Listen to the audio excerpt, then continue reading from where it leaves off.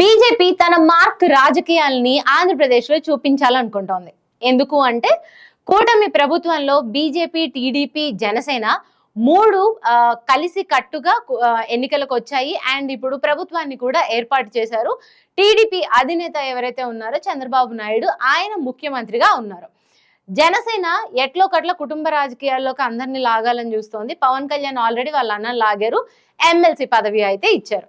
అయితే ఇదే బాటలో బీజేపీ కూడా, అంటే మిత్రపక్షంగా ఉంటూనే విడివిడిగా ఎవరిది వాళ్ళు ఎదగాలనే ధోరణిలో కూడా బీజేపీ ఉంది. దానికోసమనే కూటమి ప్రభుత్వం ద్వారా అధికారంలోకి వచ్చిన తర్వాత బీజేపీ ఒక రాజ్యసభ సీట్ ని, ఒక ఎమ్మెల్సీ సీట్ ని ఇప్పటి వరకు అయితే దక్కించుకుంది.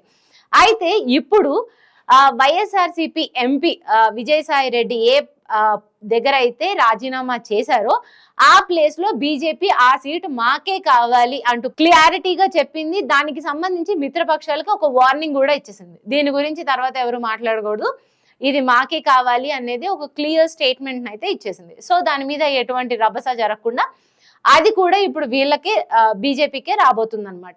అయితే ఇదంతా ఒకవైపు నడుస్తూ ఉంటే మొన్న తెలంగాణ రాష్ట్రంలో ఎమ్మెల్సీ ఎలక్షన్స్ జరిగినప్పుడు 2 బీజేపీ గెలిచింది. అట్లా కొద్దిగా బీజేపీ తెలంగాణ రాష్ట్రంలో కూడా బలపడుతూ వస్తుంది.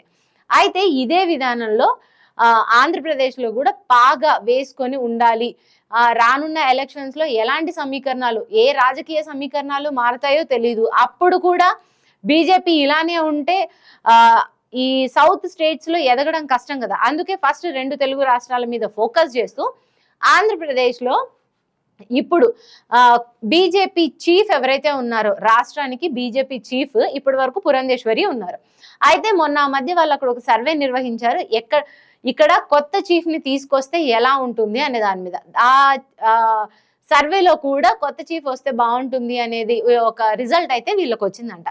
సో దట్ ఇప్పుడు బీజేపీ అక్కడ కొత్త చీఫ్ ని పెట్టడానికి ఎన్నో సామాజిక సమీకరణాలను ప్లే చేస్తుంది. అదేంటంటే ఇప్పటి వరకు పురంధేశ్వరి, ఆవిడ చౌదరి, అంటే ఓసీ కేటగిరీ.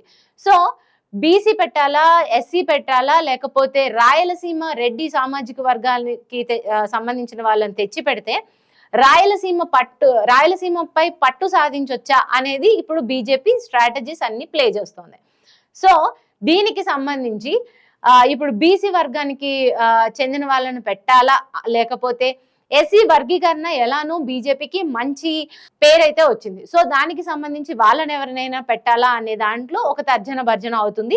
ఈ టైంలోనే సోము వీర్రాజు వెళ్ళి మోడీని కలవడం అయితే జరిగింది. సో దాట్ ఇప్పుడు ఏమనుకుంటున్నారంటే కొత్త చీఫ్ గా సోము వీర్రాజు రాబోతున్నారా అనేది ఒకటి టాపిక్ అయితే నడుస్తుంది. మరి బీజేపీ ఎలాంటి స్ట్రాటజీస్ ప్లే చేసి సోము వీర్రాజుని లైమ్ లైట్ లోకి తేనుంది అనేది అయితే తెలీదు. కాకపోతే వితిన్ 1 వీక్ ఆర్ 10 డేస్లలో ఎవరు కొత్త చీఫ్ బీజేపీకి అనేది అయితే మనకు తెలియబోతోంది.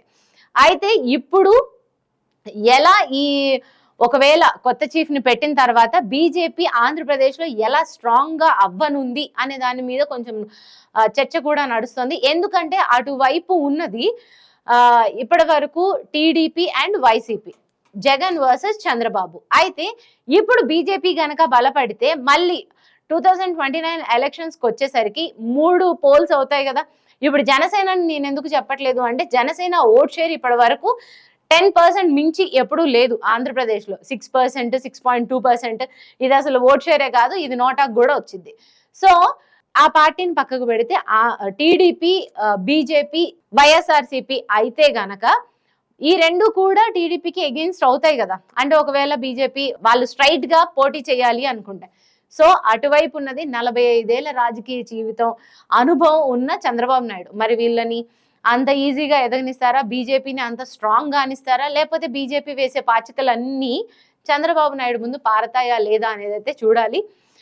రానున్న రోజుల్లో బీజేపీ ఆంధ్రప్రదేశ్ లో ఎలా బలపడుతుందో కూడా మనం చూడాలి.